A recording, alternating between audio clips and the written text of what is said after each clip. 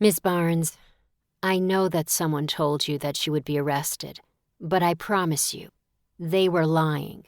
You were a victim of a scam, and they are not going to contact you again.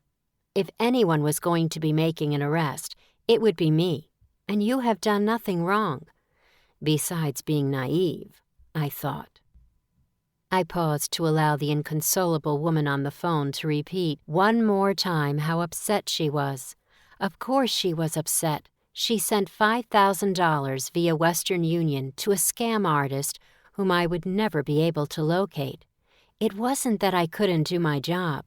The money was wired to a remote location and immediately wired again, if not a few more times, before it landed in a bank outside of the United States.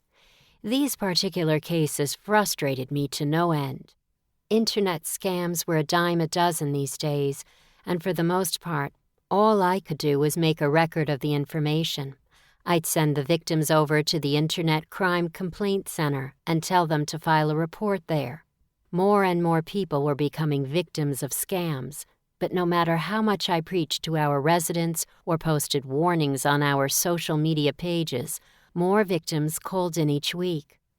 My desk was strewn with papers, and I scanned the surface as she repeated the story as if I hadn't already heard it 4 other times.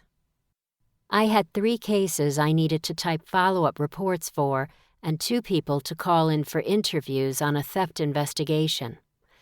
I sighed quietly and tapped my pen on the beige formica top of my desk as I forced myself back to the one-sided conversation. The portable police radio crackled on the corner of my desk, and I glanced at it. They were calling one of my patrol officers. "Unit 16 Sam 4, I know you are busy, but we have an accident serious pending for you." The female voice came through the air along with static. I tuned out Ms. Barnes and listened to see if the officer was able to break off from what he was working on or not. 16 Sam 4, I copy.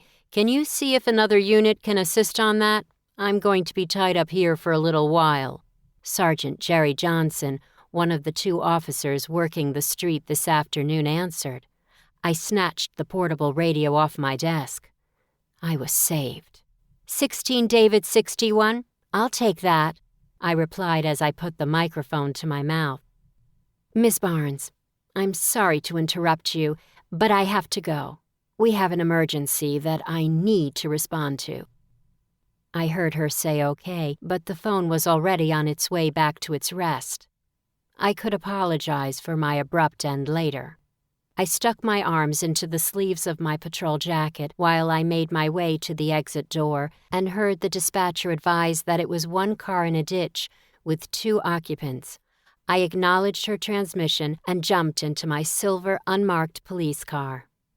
If you saw the vehicle drive by, you'd have no idea it was a police vehicle. Even the antennas were hidden and not bubbled up on the roof or trunk like many patrol cars. I snapped my red and blue lights onto my visor and flipped it down before turning on my rear and flashing headlights. A black sedan swerved to the side when he saw my lights and heard my siren, and I sped off around him. The accident was only a few miles away, and as I pulled up to the scene, there were 4 cars blocking traffic. People milled along the edge of the roadway, looking down the embankment. What idiot said this was a ditch? This was a 30-foot drop down to a creek, not a ditch. 16 David 61, I'm on location. Would you please get our on-call tow company en route? I asked my dispatcher as I swung my car door open and climbed out. I heard her acknowledgement as my mind switched gears. A man wearing dirty work pants and heavy boots ran to me. They were driving too fast. A deer ran out in front of them, and they couldn't make the curve. I nodded, not particularly caring how the accident happened at the moment, only concerned with the occupants of the vehicle. Are the people inside all right? I questioned as we approached the edge of the asphalt. The guardrail had been peeled back as if it was made of tin foil and not steel.